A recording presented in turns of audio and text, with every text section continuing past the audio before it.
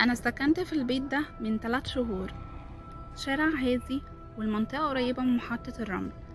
الشقة كانت لقطة فعلا، واسعة ونضيفة، بس غريبة شوية. الهدوء اللي فيها خانق مش مريح. المشكلة بدأت من أول أسبوع. كنت كل يوم بالليل لما الدنيا تهدى أسمع صوت جر عفش، كراسي بتتسحب، ترابيزة بتتقلب، وخطوات بتتمشى لحد ما توصل فوق أوضتي بالظبط وتقف. طبيعي جدا سألت البواب: هو مين ساكن فوقي؟ قال لي بمنتهى البرود: مفيش حد ساكن فوق، الدور ده فاضي من 2 سنين. ضحكت وقلت له: ازاي، انا كل يوم بسمعهم فوق. رد عليا بكلمة واحدة بس: ما ترديش. حاولت اتجاهل الموضوع، بس كل ليلة كانت الأسوأ. الأصوات زادت، خطوات كأن حد بيجري فوق السقف، وحاجة بتتحرك، وصوت خفيف كأنه همس، بس مش قادرة أفهمه. إلا جملة واحدة دايما بتتكرر: مش لوحدك، مش لوحدك. في مرة قررت أطلع أشوف الدور اللي فوق بنفسي.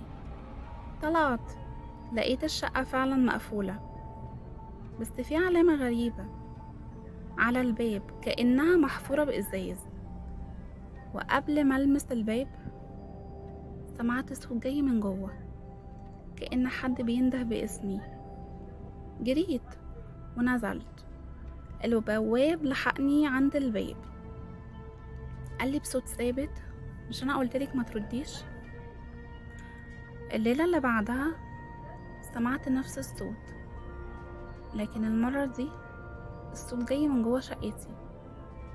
دخلت الأوضة، لقيت الكرسي بتاعي متحرك، وورقة على الأرض مكتوب فيها: لو فتحتي الباب انت اللي هتقفلي وراه. اللي خوفني فعلا اني بدأت الاقي تراب نازل من السقف فوق سريري. وفي يوم صحيت ولقيت علامة مرسومة على الحيطة فوق راسي، بنفس الشكل اللي على باب الشقة اللي فوق. رحت لجارتي الكبيرة في السن اللي ساكنة جنبي وسألتها: هو في حد مات في الشقة اللي فوق؟ بصت لي فترة طويلة وقالت لي: لا يا بنتي، محدش مات، بس اللي كان ساكن فوق عمره ما خرج. ومن وقتها بقيت الأصوات بتحصل وأنا صاحية. وفي مرة فتحت باب شقتي الصبح، لقيت ورقة على عتبة بابي مكتوب فيها: الدور اللي فوق بيصحي لما الكل نام.